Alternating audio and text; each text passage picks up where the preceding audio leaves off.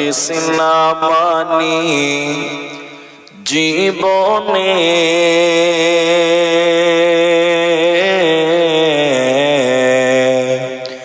কি হবে গো মৃত্যুর পরে। যদি কোরআন হাদিস না মানি জীবনে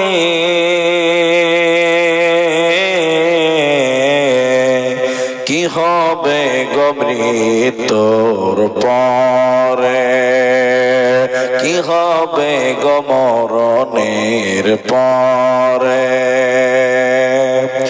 কবরের মাঝে কি দিব জবাব, কবরের মাঝে কি দিব জবাব। মুনকির নাকিরের তরে কি হবে গো মৃত্যুর পরে। যদি কোরআন হাদিস না মানি জীবনে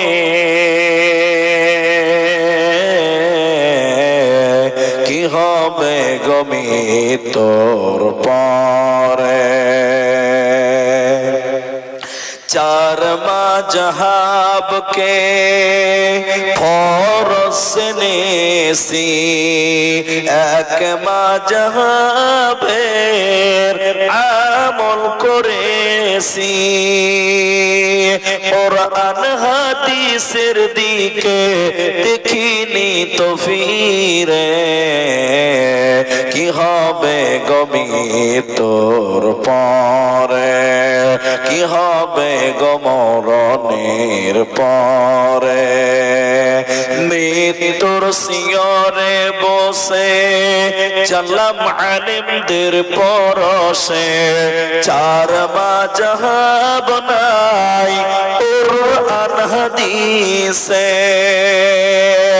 ইমাম সাহেবকে জিজ্ঞেস করলাম বলে আছে ফিকাতে কি হবে গো মৃত্যুর পরে। যদি কোরআন হাদিস না মানি জীবনে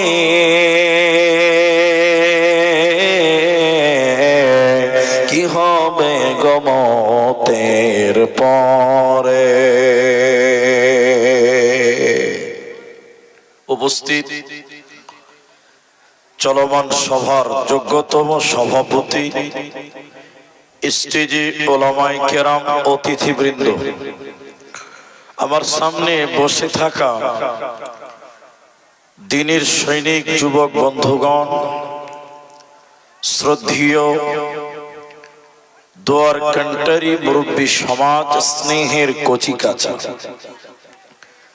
পর্দার অন্তরালে বসে থাকা মুমিনা সলেহা মা ও বোনেরা, প্রাণ প্রিয় চাঁদপাড়া সাগর দিঘি মুর্শিদাবাদবাসী, প্রশংসা সেই মহান মনিবের দরবারে যিনি আমাদেরকে এক মসজিদ কেন্দ্রিক আয়োজিত মাহফিলে বসিয়ে কোরআন এবং হাদিসের কথা বলার এবং আপনাদের ধৈর্য ধরে কিছু শ্রবণ করার তৌফিক ইনায়াত করেছেন। সেই মহান মনিবের দরবারে শুকরিয়া জ্ঞাপন করি। আমরা মহব্বতে একবার সকলেই বলি আলহামদুলিল্লাহ।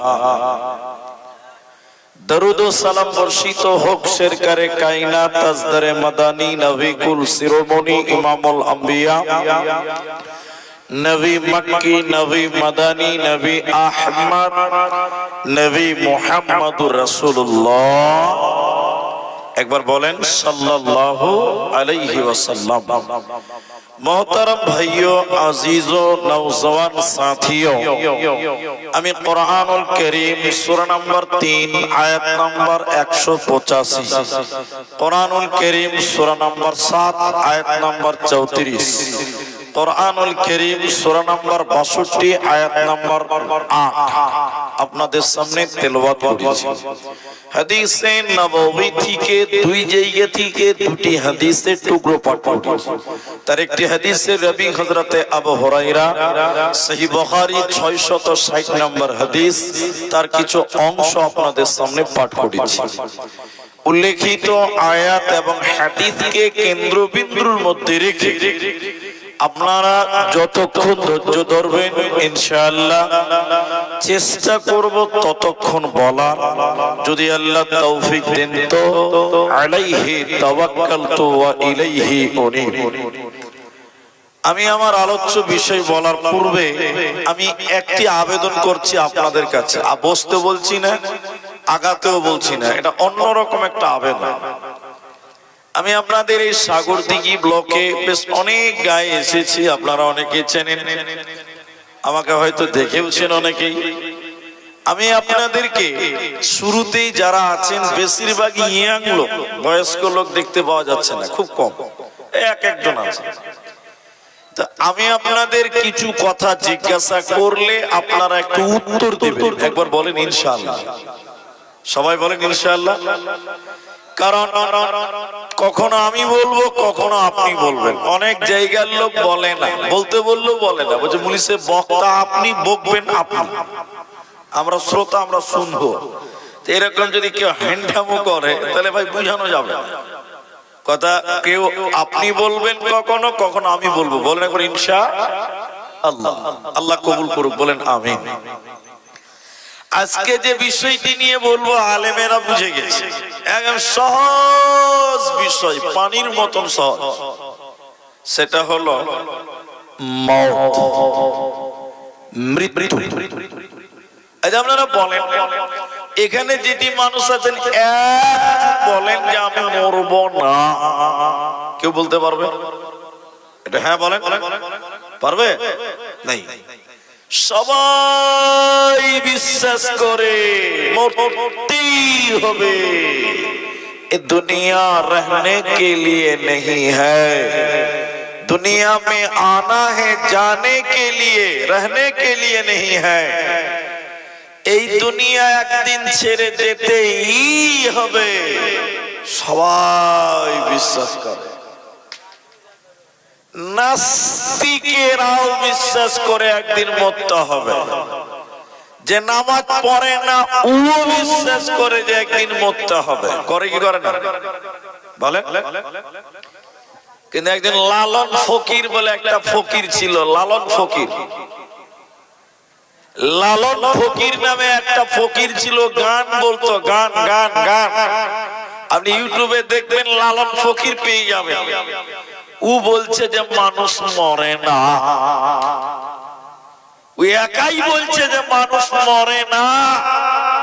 আচ্ছা বলেন আপনারা, মুখ খুলেন এবার, আপনারা বলেন মানুষ মরে না, এটা মানা যাবে? জোরে বলুন। ও বলছে মানুষ মরে না, তেরা আজীব কথা। মানুষ মরে না, এটা আবার কেমন যুক্তি? হ্যাঁ মরে না, বলে কেমন?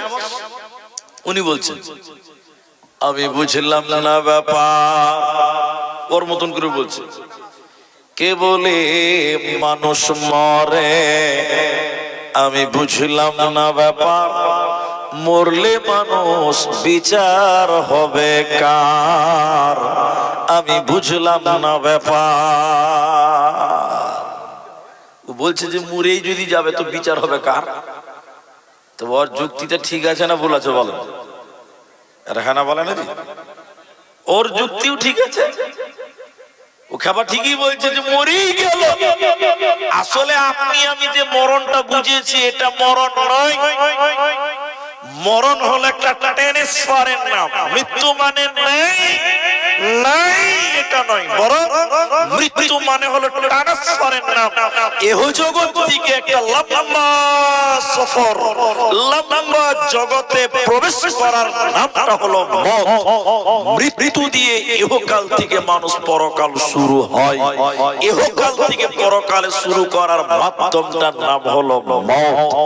মৃত্যু একটা ট্রান্সফারের নাম। মরে গেছে মানে নাই নাই, এটা বলা, এটা মানা, এটা বিশ্বাস করা, একবার জোরে বলেন যাবে না। তাহলে একদিন মরতেই হবে। জি, এদিকে দেখেন, মাইকেল জ্যাকসন নামে একজন পৃথিবীতে লোক ছিল, বিখ্যাত। আপনি এখন গুগলে সার্চ করেন মাইকেল জ্যাকসন, তার চেহারাটা দেখতে পাবেন। আচ্ছা, মাইকেল জ্যাকসনের নাম আপনারা শুনেছেন? একটু হ্যাঁ বলেন। শুনেছেন? তো মাইকেল জ্যাকসন তিনি তাম পৃথিবীর মানুষকে চ্যালেঞ্জ দিয়ে বলল, কি বললো? কি বললো? বলছে আমি 150 বছর বাঁচবো। ওটা চ্যালেঞ্জ। কত বছর বলেন? আচ্ছা, মানুষের হায়াত মত সুষ্টা আছে কার কাছে? আর ও চ্যালেঞ্জ দিচ্ছে যে আমি 150 বছর মরবো না। ও যে বিছানাটাতে ঘুমাতো, খাট খাট, ওই বিল্ডিংটা যদি ভেঙে দুমড়িয়ে মুচড়ে যায় তো ওই খাটটা ফোল্ডিং হয়ে তাকে ভিতরে ঘিরে নেবে। ওর শরীরে কোনো একটা টুকরা লাগবে না, একটা আঘাত লাগবে না। ও যে গাড়িটাতে বাস করতো, চলাচল করতো, গাড়িটা অক্সিজেন প্রুফ গাড়ি। ওই গাড়িতে সব সময় বিখ্যাত 3 জন ডক্টর থাকতো। কেন? ও মরবে না, যে কোনো বিপদে ডাক্তাররা তাকে বাঁচাবে। চ্যালেঞ্জ দিয়েছে 150 বছর। বলেন একবার কত বছর? কিন্তু বলেন, আল্লাহ যদি টুক করে সুইচটা এরকম নিভিয়ে দেয়, বাস তো লাইট সব বন্ধ।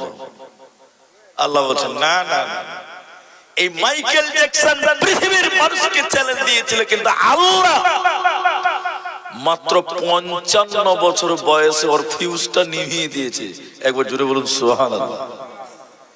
তাহলে মৃত্যু নিয়ে কেউ বাড়াবাড়ি করিও না, মৃত্যু নিয়ে কেউ মাতামাতি করো না, ওটা একমাত্র আল্লাহর হাতে রয়েছে। এই জন্য নিজেকে, নিজের জানকে খাইয়ে দেওয়া, জীবন দিয়ে দেওয়া, সুসাইড করা হারাম। হারাম। পৃথিবীর কোন মানুষ যেন বিস্মান না করে, ফাঁসিতে না ঝুলে, সুসাইড না করে, ট্রেনের তলে না যায়, নদীতে ঝাঁপ না দেয়, এগুলো হারাম। কারণ মৃত্যু দেওয়ার মালিক কে? সবাই বলুন, জোরে বলুন কে? আল্লাহ। আল্লাহ